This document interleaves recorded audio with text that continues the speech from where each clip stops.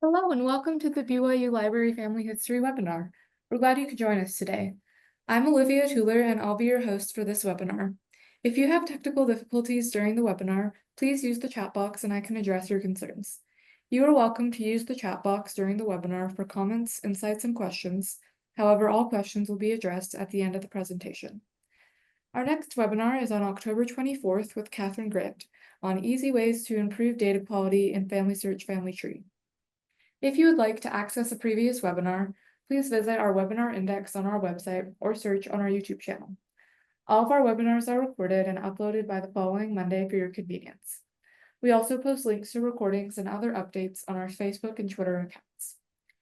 For today's webinar, we are pleased to hear from Maureen and Brady on mining the treasures of FamilySearch. Before we begin, here's a little bit about Maureen. Maureen Brady, a former school librarian and computer educator, has 40 years experience with family history research. She has traced her Scottish roots back to the end of the 17th century and beyond, and has also pursued Chicago and the Midwest, the Trans-Allegheny U.S., Quebec, Irish, and Swedish research. Maureen has made numerous presentations to genealogical societies, libraries, conferences, and workshops throughout the U.S., as well as presenting for the Brigham Young University Library Family History Webinar Series. She is a member of the Genealogical Speakers Guild, as well as a life member of the Aberdeen and Northeast Scotland Family History Society and the Ohio, Chicago, and McHenry County, Illinois Genealogical Societies. She is also active in the Kentucky, Middle Tennessee, and Lake County, Illinois Genealogical Societies, the British Interest Group of Wisconsin and Illinois, and the Chicago Scots Genealogical Group. And now I'll turn the time over to Maureen. Thank you, Olivia. I want to make sure, can you see the FamilySearch screen? Yes. Okay. So tonight, what I'm talking about with mining the treasures, this came about because often I work at two different FamilySearch centers. And often when I'm working with a patron or even when I'm giving presentations, and I'll show the wiki or I'll show the digital books or something like that, and people are surprised to find that FamilySearch has more to offer than just search historical records. So I developed this tonight to kind of give you a little idea of some of the other things you could be doing on FamilySearch or other places you can get information. And hopefully you can get the handout in the chat. And what I've done is to give you some visuals from what I'll be doing today. It is going to be live on FamilySearch as we go. So hopefully you can just make your notes on the handout or within your own notes. So first of all, we're going to take a look at this top line here on the FamilySearch screen. And I call it the navigation bar. I don't know if that's the correct term, but it's what I call it. And we're going to work first at this left-hand section. FamilySearch's logo is always up here in the upper left. And other than it's a logo, it is also a shortcut for you. As you dig into FamilySearch, and you may get way in, several pages in, the easiest way to come back to this page, to the home page, is to click the logo, and it will bring you right back here to your own home page. This obviously is the link for Family Tree, and to get to Family Tree and to do the work you need to do in Family Tree, either searching or adding information or even adding stories. This is the typical search, and we're going to come back to that in a minute. Memories, I'm going to click on that for a minute, and I'm going to show you my gallery. And sometimes I do get these security questions. I'm not sure I know why.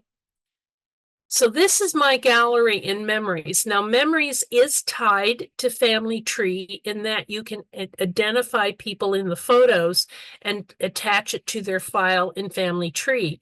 But it is also a place for you to add and preserve your own photographs, your own documents. You notice up here, this is all of the things I have at this moment in my gallery, but I can add just a photo or a document or a story or even an audio file if I have something like that. And once I've added it to Memories, first of all, it's very available for me anytime I want to see it, as long as I'm on the internet. but it also preserves and archives your photos and documents in the same way that the digital records at FamilySearch are preserved and archived. The Church of Jesus Christ of the Church of Jesus Christ of Latter-day Saints, sorry about that, they also then archive all of your photos and documents. So if something should happen to your originals, say a tornado or a flood or a hurricane or whatever may happen, a fire, you can come back and your photos will still be in the gallery. So you still have access to something you've already put on here and have saved. And though these are public photos, what is being searched when a search engine is looking for something is going to be the titles or the tags. So if you leave it without a title or a tag, while it is technically public, there's nothing there for a search engine to be able to find to show it to someone else. And that's good for pictures with living people in it. And you can see there's a bunch of things here. This is actually a photo of a building and that I'm going to add a story to at some point. Others are typical family photos. So that's memories. Now, if I come back to the home page by clicking Family Search, then the Get Involved has two options in it. One is indexing, which is down here.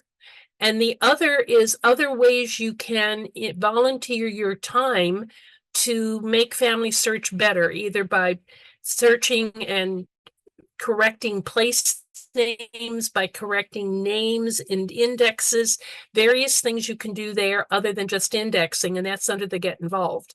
Now, I'm going to show you activities in a few minutes, so we're going to skip past that. Now we're going to come over here to the right-hand side of this area at the top, what I call navigation. And this little I call it a teardrop. I don't know its official name, but this is the same symbol you will see on map applications, because what this symbol does, it gives you the opportunity to locate a family search center and an affiliate library anywhere in the world. So wherever you're living, you can use this by clicking Find a Center. It will ask you where you're interested, what city or town, or you can actually give a zip code in the United States. And it will then give you a list of all the affiliate libraries, all the family search centers in the area. You can click on them, get their hours, a way to contact them, an email address, and so forth. It also will give you a map of its location, so you will be able to find it.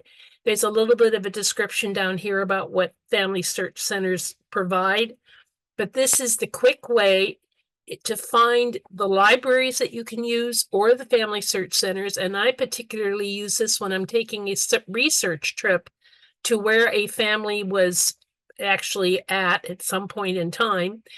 And then I'll check to see if there's an affiliate library there, or better yet, a family search center that I can visit, because local people will know local history, will know the local records, the places to go, the things that are available, and will be good people to talk to.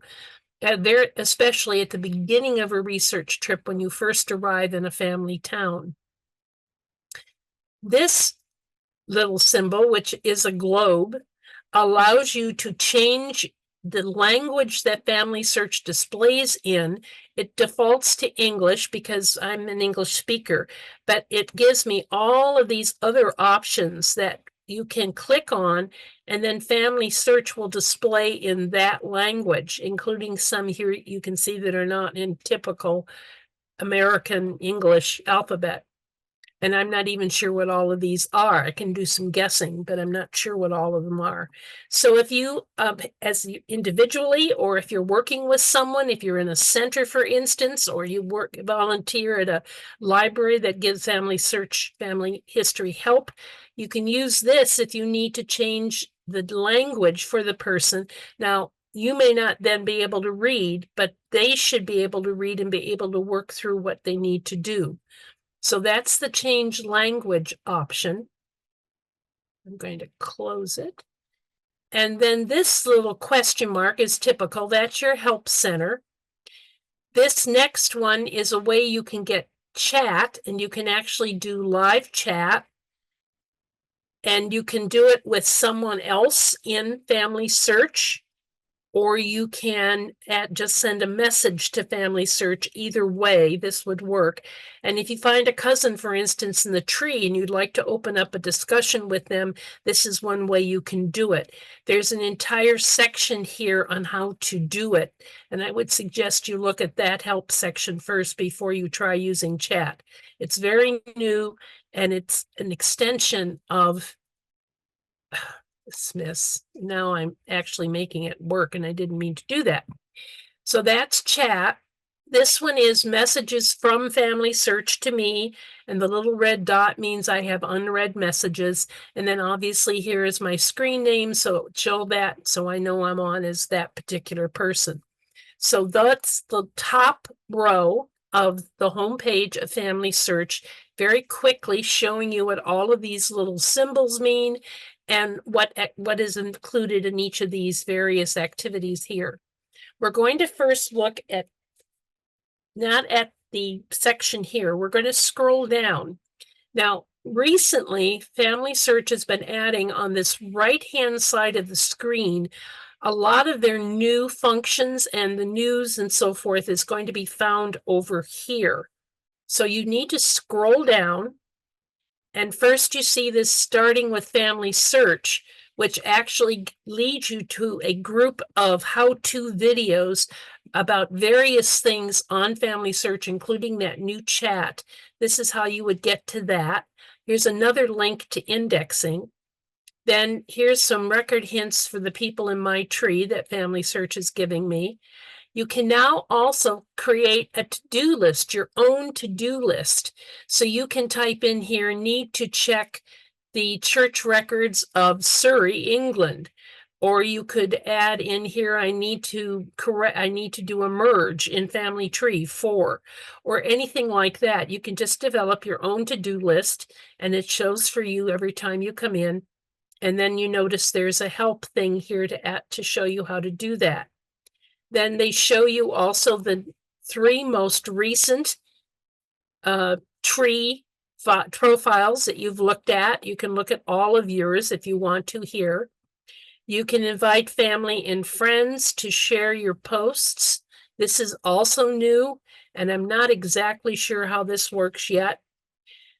This is another new one, which is create a group. And again, both of these, you're going to find more information in under this starting with FamilySearch. They're also included instruction up there for those 2 items.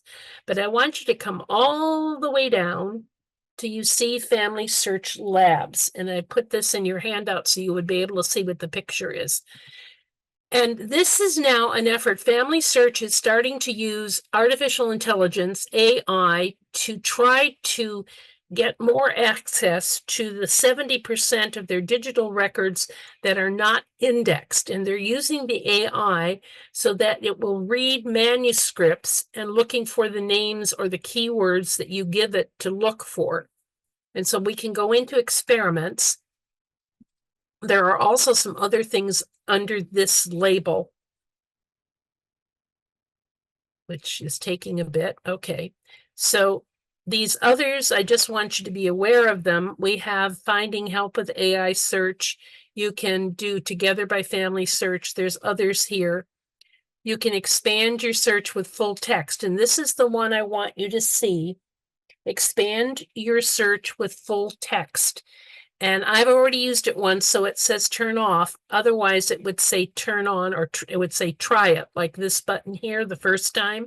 But once you've tried it, it will say turn off, so you can stop using it. But I'm going to go to the experiment.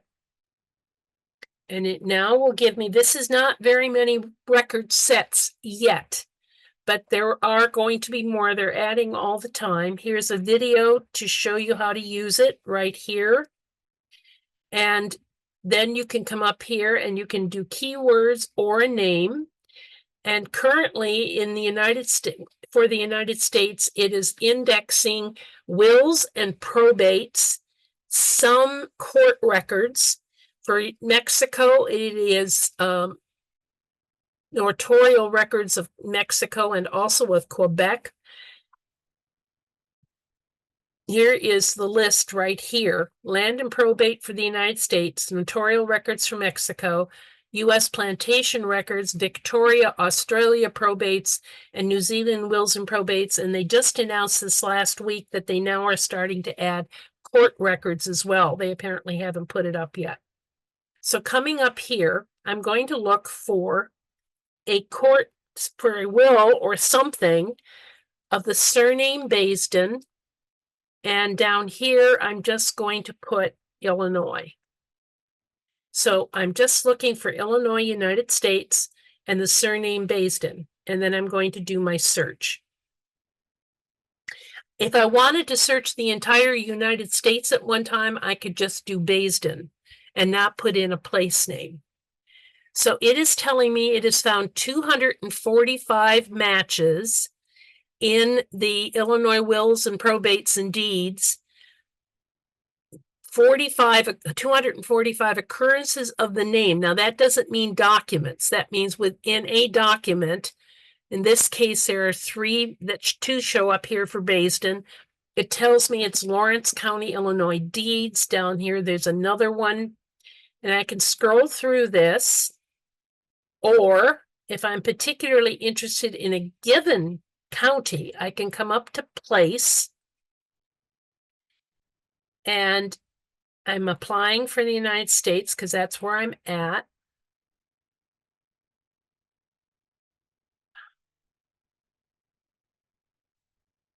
Click there. I clicked on the wrong place. Click on United States.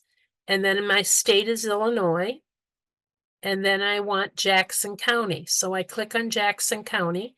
Now apply it. And I now have 56 occurrences of the name Brady, of the name Basden in Jackson County records.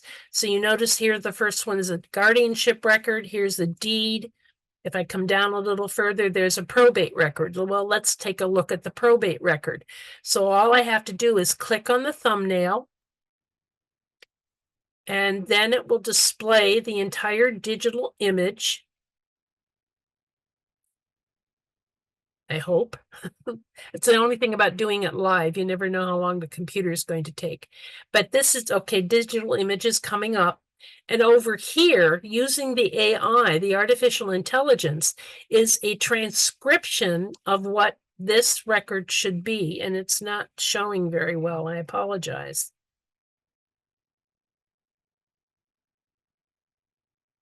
Well, it's not working as well as I hoped. There it comes. Okay. So this is the transcription. And this is from AI. So you're going to find mistakes in this, either mistakes in reading Basden. You might see something that was interpreted as Barden, for instance, or something. But here is that page, double page in a digitized record. And I can then use my plus to bring it up so I can read it. It will take a minute. My computer apparently is deciding to be slow tonight, but this would be readable. And here it comes. And then once you have found something you want, then you can download it and you can save it to your USB or hard drive. And then you can also print the record. So this is a court record on the 2nd day of April in the year 1870. And it's to Hamilton, Basden. And then there's a description of property and so forth. And the whole thing is over here. This is an experimental method that they're trying, the AI, to help us get access in an easy way to the 70% that's still not indexed. And a lot of that is in manuscript form. So this has been something they're trying. They announced it at Roots Tech. And personally, I have found 5 additional lines of my family through using these deeds and probate records since Roots Tech. So it's been very, very successful for me. I know 3 others who have actually broken through brick walls by using this experimental source here. So it's reading full text and it's under the section. We'll go through that one more time. I'll go back to the home page. because I think this is something that's going to be very useful for all of us. Then I'm going to scroll down and look on the right until I get to FamilySearch Labs, and then go to View Experiments.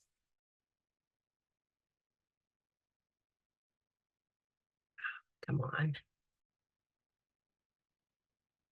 There, View Experiments.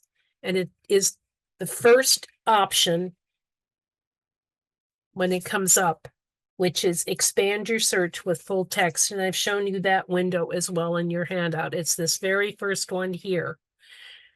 So that is something very new and something that has been very successful for myself and for others I've worked with at the centers. And so I would encourage you to be able to go in there and start playing with it yourself. And you notice now it includes Mexico, some things in Australia and New Zealand. So it is expanding internationally as well. So now we're going to go back to the homepage again, and we're going to go look at search. And under the search option,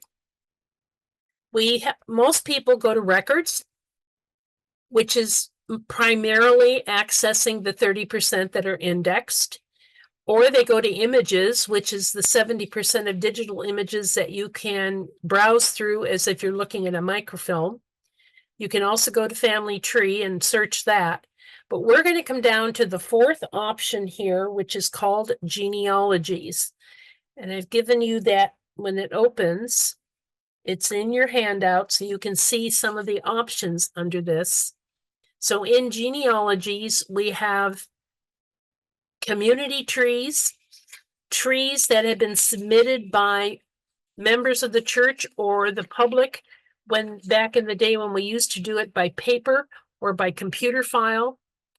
The oral genealogies, the Church of Jesus Christ of Latter-day Saints has been attempting to, well, actually has been doing recording of oral family histories as they've been kept in the areas of Africa and the South Pacific. And these are missionary couples that are going out and interviewing the elders in these small little communities and recording an audio interview with them, and actually then recording and keeping a family tree as those elders tell it.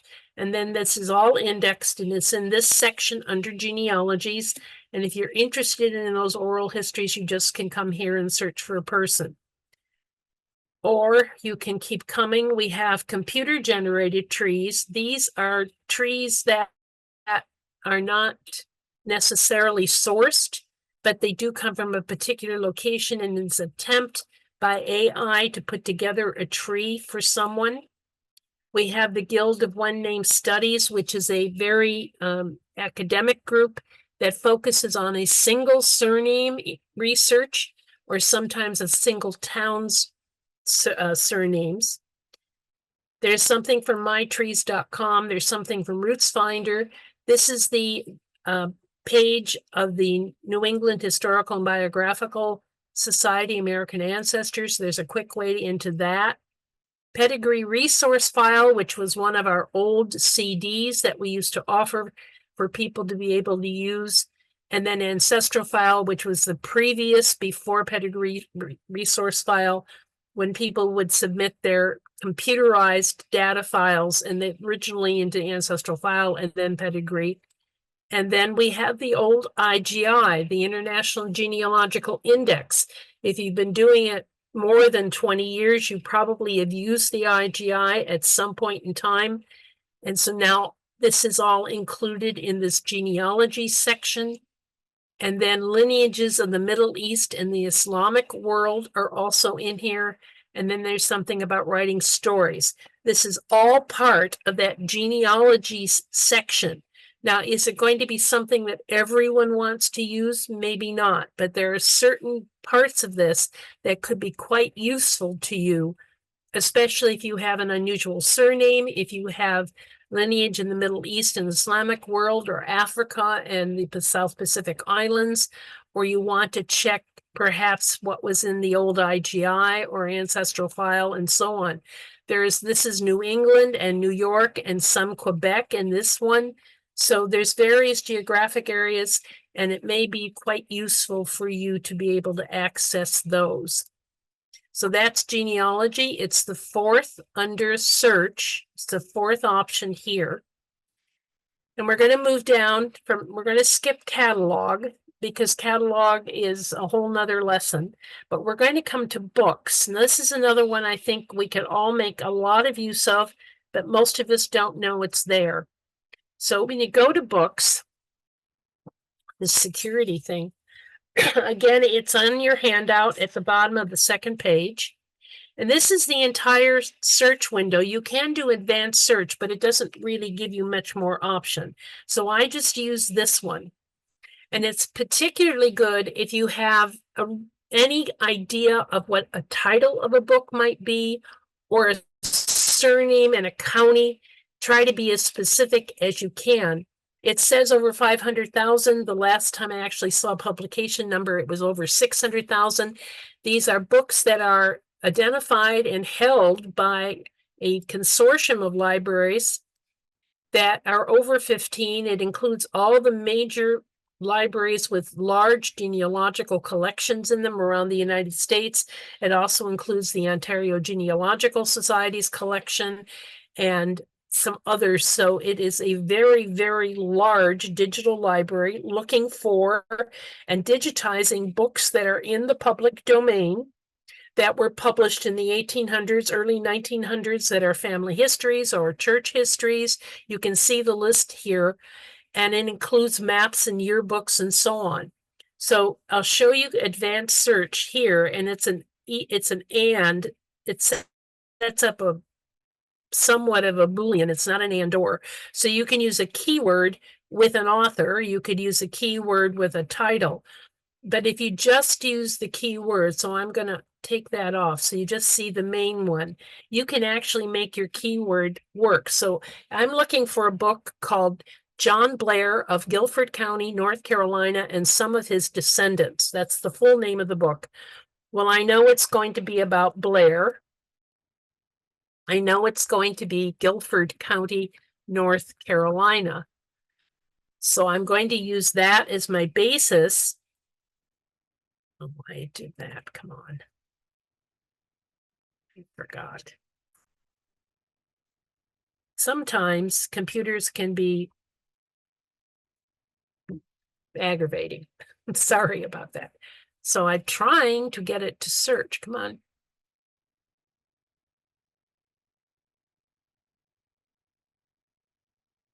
I don't understand why it won't search.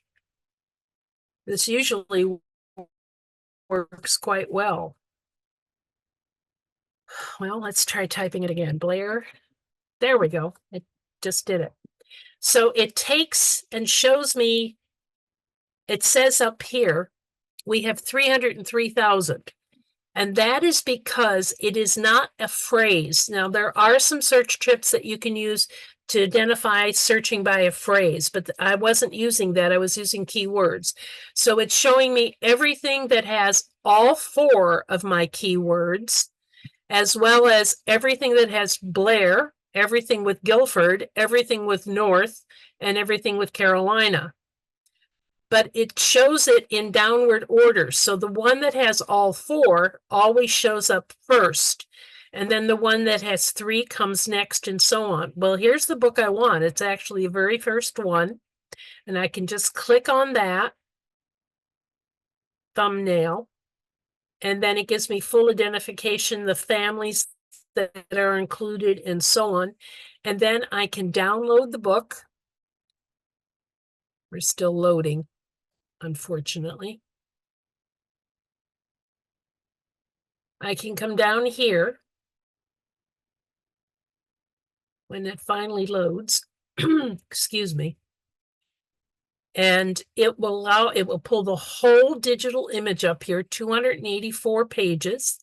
I can use the magnifying glass to search, or I can also download this to my computer, to a USB drive, whatever I may use, and it will be downloaded and saved in a PDF format, the entire book. And then it now becomes part of your library to access whenever you want to. You can then go in and do all kinds of search it will show you the first page, and then the first page of this book happens to be a map. But this is one way to access all of those family histories that were never indexed. And it allows you to now do an every word search, not just the names, but every word search within a book. If it's a county history, for instance, or a township, you could actually look for the name of a farm or a creek or a lake or anything of that sort, the name of a church. All of that becomes searchable within the book by downloading it and then using the PDF search function. This is all under books. It's over 600,000 books now. And it has been very, very helpful for me because it saved me a lot of trips to area libraries to try to access the hard copy. So we will go back to FamilySearch. This is the one time where you don't see the logo.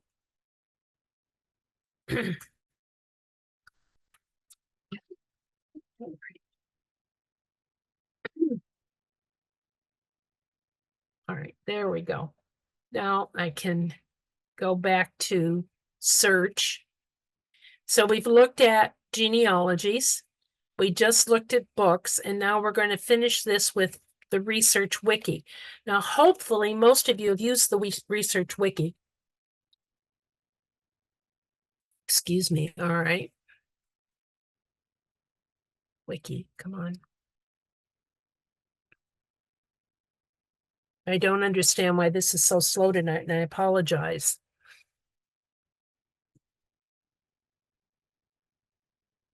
I think just sharing your screen sometimes makes it slower, so. That yeah, could be. okay. All right, so I chose under search, Research Wiki, and this is the top page. Now we're on page 3 of your handout. And again, it's just a simple one search window. There are some tips you can use here to do phrases and that sort of thing. But you can put in, now you notice it's place or topic. You do not use wiki for names. This is a background encyclopedia, if you will, that helps you learn about a particular location or topic, what kinds of records are available to be searched, where they might be kept, what FamilySearch has, what Ancestry may have, and so on. It will give you background on maps, on the history, on boundary changes, all sorts of things. So we're Nebraska. Sorry about that, everyone. Technology. So I'm on the wiki page for Nebraska. And there's several things on here. There's a lot you can do here. Over here, you can see you can actually go and get information on how to research all of these record types. There's a whole section here on getting started if you're just starting in Nebraska research. Here's where I was talking about the boundary maps that will actually show you year to year the county boundary changes within Nebraska. There's also some links to archives and libraries. But what I want you to really be aware of on this page are two things. This blue button, which is on every state, every country, every province of Canada, every county of the British Isles. It's going to be in all of the main geographic places. And what it will do then, when you click the blue button, it will display a chart of the online databases for that particular geographical area, in this case, Nebraska. So it takes it and organizes it by record type. So we have vital records first. Here's divorce. We have archives and libraries. There's land records, military, and it just keeps going all the way down.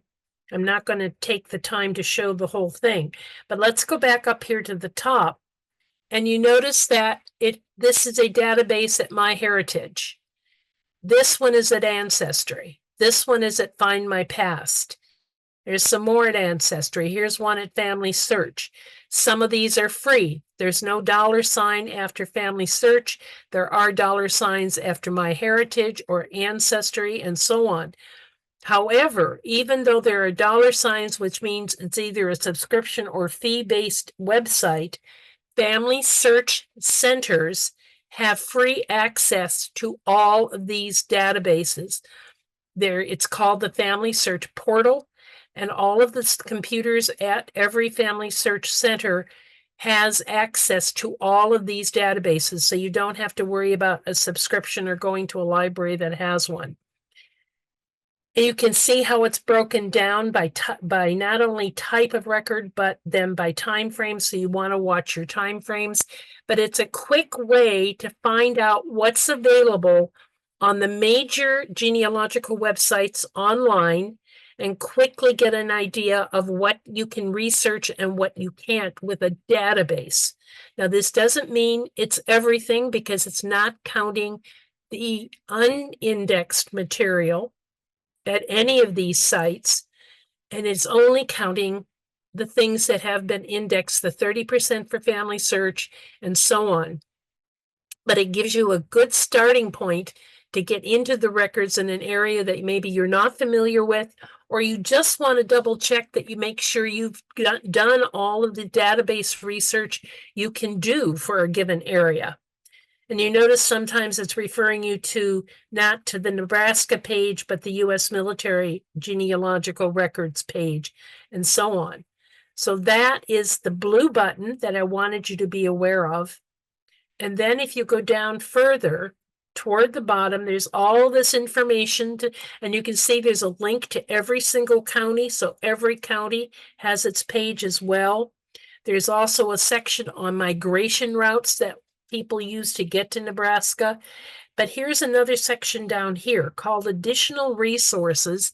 And these are all links to places online.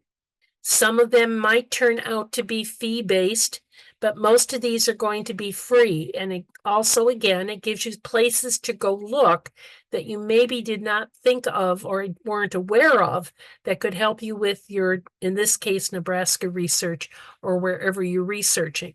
So I wanted you to be very aware of the wiki, because there is so much in there that can help you figure out where to go next, how to break down brick walls, and so forth. You can see here under cultural groups, we even have a link for Indigenous people and Swedish Americans, two very large groups of people that settled in or lived in Nebraska before any white people got there. So that's the blue button was the databases, and then this whole page has all of these blue links to various other information on researching in Nebraska and the records. Or you can actually come over here and choose a record type. Let's pick crime and punishment. So I go to Nebraska crime and punishment, and there is actually a database at MyHeritage called, from 1935 onward, Nebraska Incarcerations. And even though it's a $, it is part of the portal, so you can go to a Family Search Center and be able to see this use it for free. So you can see how narrow some of these topics can be, but you get a really quick way of accessing them. And there's another one called Nebraska Black Sheep Ancestors. That could be quite interesting too. So that's under the Search Wiki. From the search function, it's the next to last down here. So we've looked at genealogies, books, and Research Wiki. All three of these, I think, could be useful for anyone in any part of the world that you are researching, and certainly worth your exploring. Now we're going to do one more thing. We're going to go back to the home page. And if you have questions, you should be putting them in chat, and Olivia will be watching for them. We're going to come over here to this last one, activities, and this is on the bottom of page 3. These are all linked to your family tree. So you do have to have a family tree to make this most useful. But it gives you a lot of different ways of just enjoying family history with your family, with friends. And I'm going to click the All Activities section so you get an overview of all of the things you can do in here. So you and your stories. So where am I from? All about me. famous relatives, if you might have famous relatives. And remember, it's going to compare your tree to famous relatives that are out there. A way to record your own stories and reminiscences. You can also add your face to historical photos. Some of this is great for children, if you have children in the family. For those of you who are members of the church that are trying to figure out things for family home evening, these are all great activities. Then we can get into some facts about the 1950 census, the 23. You can do a calendar of your ancestors showing the anniversaries and birth dates. You can come down even further and you come over here to view all. And if I go back up, I want to show you one, which is all about me, because this one is particularly fun. Oops, refresh the page. Here we go again.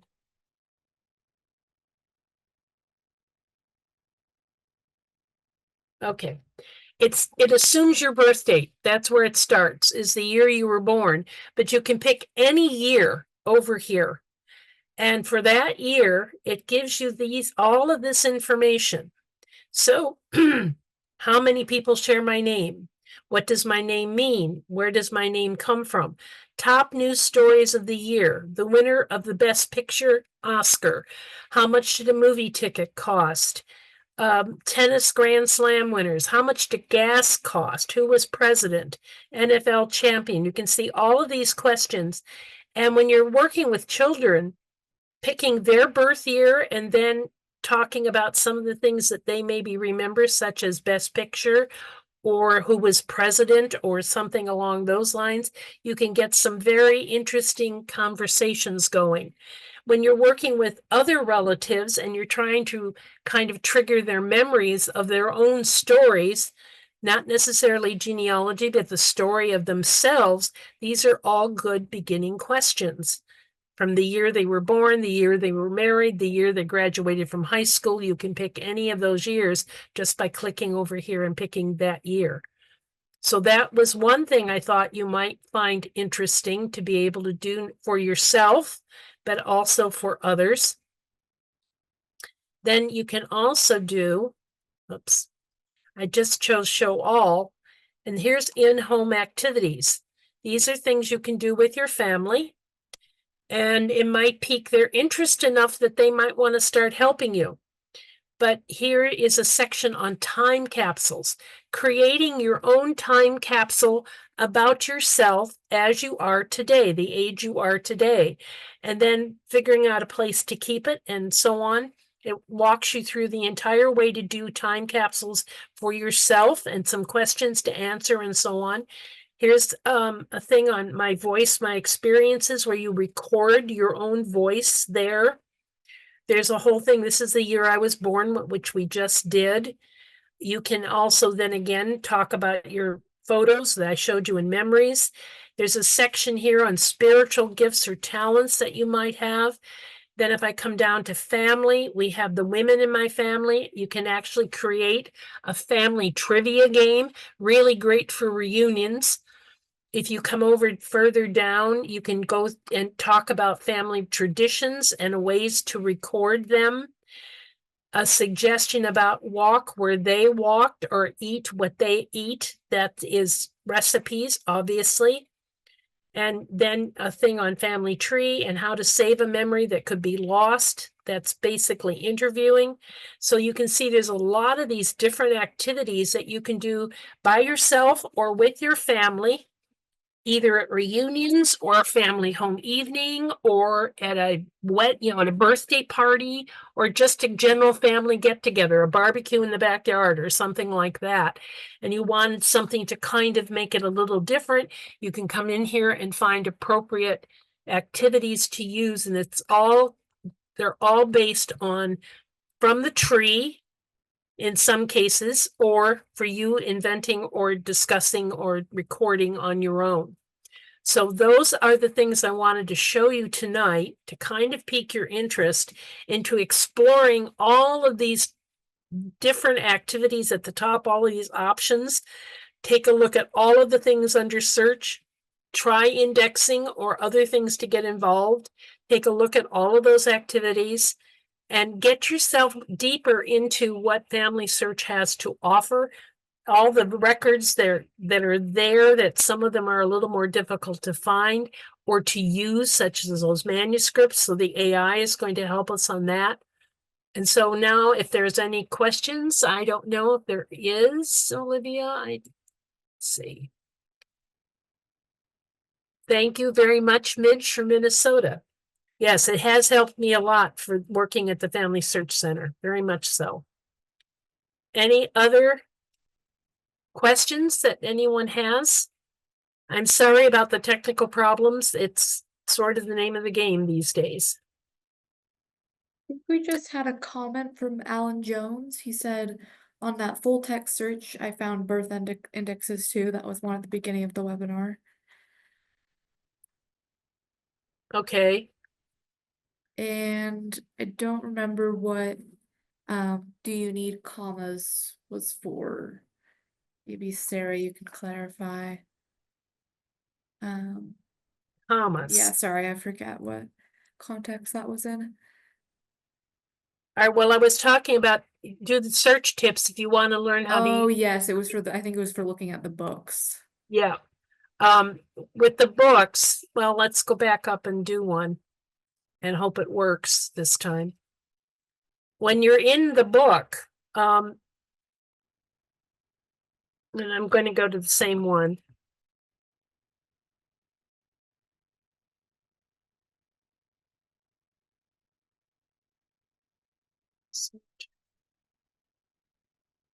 I just chose 4 keywords out of a very long title, which is sometimes the best way to look for a title that you're aware of, as long as the words aren't too common. But there, if you come under the search tips down here, they will also give you examples of how to use a phrase or so forth. Once you open up a book from this thumb screen, thumbnail, come on, open. Then after it loads, and I'm going to have to move this down, up here, you can search right now on the screen if you want to for any word within the book, because this opens in PDF format. But if you come over here to the download, you can then save the entire book to your own drive or external drive or USB if you have a large enough one. And then that book becomes part of your collection. And once it's on your own drive, then you can open it in Adobe. It's PDF, so it's very easy to access. And then every word is searchable. You just have to do a Control F if you're on PCs. I'm not sure anymore what it is on a Mac, but you do a Control F, enter the word you're looking for, and then it will show you how many hits, and it'll take you to those pages. As I said, it isn't just searching for a name. You can search for the name of a creek, a church, a town, a farm name, if it might likely be in there, a township name. Any word in the book is then searchable, and I hope that sort of answered the question. There's also in that getting started section with the videos I mentioned about how to do things on FamilySearch, there is a video on how to use this section, the books. So if you can go in and if you feel you need more help, I would suggest you look for that.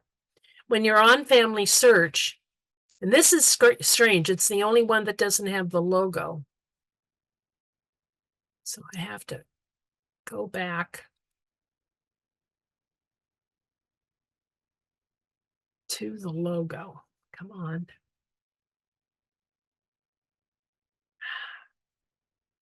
There we go. If I use this question mark, and it takes me to the help center, I can type up here using digital library, which is actually what it's called. And then it should take me to help and learning search results. So how do I find a digital digitized book? There's updates there. There's up here, a book that I've read before is missing from the library. And there you can see there are 6,095 using those 3 words, but you can come through here. It's not the best way to find your help, but it is one way. And then the other way is on the home screen. When you're on your home page, is to come down to this getting starting with them. And now my screen is jumping all over. Starting with Family Search, and then you can start looking in there for the various sections. It has, how to find ancestors. There's solving the memories and so on. There's also in this getting started section, there is also getting a help at the center. We all know that, but you can also visit the Family Search Help Center, which is a different way to get into it than the question mark at the top. Or now you can actually schedule a 20-minute one-on-one consultation with a research specialist in Salt Lake City or some part of the world. And it will walk you through how to do that when you select that one. It's something they started during COVID, and it was so successful, they have continued it. It's really a one-on-one Zoom consultation with an expert pertaining to whatever your question is. So there's various different ways to get to help. Okay. Okay, thank you to those that are saying thank you. And I think that may do it. We're almost at 7. We hope you will join us for our next webinar, which is on October 24th with Catherine Grant. She will be giving a presentation on easy ways to improve data quality in Family Search Family Tree. A recording of this webinar will be made available next week. You can view that on our YouTube channel or on our website. If you have any comments or questions, you can always email us at fh_webinars@byu.edu or follow us on Facebook and Twitter. Thank you and have a wonderful week.